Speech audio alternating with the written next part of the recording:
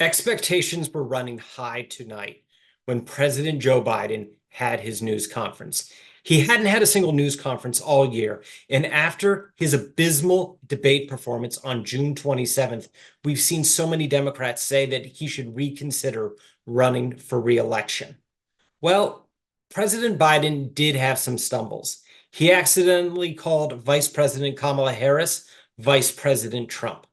But what we also saw was that he was able to stand and keep going and answer questions from reporters about nuanced aspects of NATO, about other parts of the economy and foreign policy.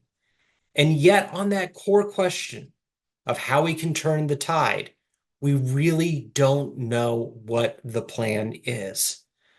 Biden gave away a key aspect of how he's thinking toward the end when he dealt with the question of why he hadn't served as a bridge to younger generations, as he had promised at one point. And he said, I've got to finish the job. I've got to finish the job because there's so much at stake.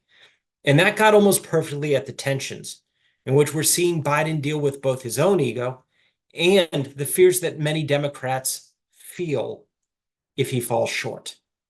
As a result, what tonight really did was not settle the question, but merely preserve it as it continues to go on and on and on and shape this election. Biden was very clear when he said that he would drop out if polling showed he couldn't win. He was very clear that others could vote their conscience and not necessarily for him. But he said so with a degree of certainty that they wouldn't. And that tells you right now about how he's feeling. The rest of the world is listening to these calls for him to step down, and he's blocking them out. He believes he's got this nomination in the bag, and he's the best to deal with Trump. If anything, he wasn't trying to show his insecurities tonight. He was trying to project that confidence. We didn't see evidence tonight that the criticism of Biden's performance in the debate and calls for him to drop out of the race are going to end. If anything, tonight is only going to continue that conversation, not because he did poorly, but because he didn't resolve the fundamental concerns.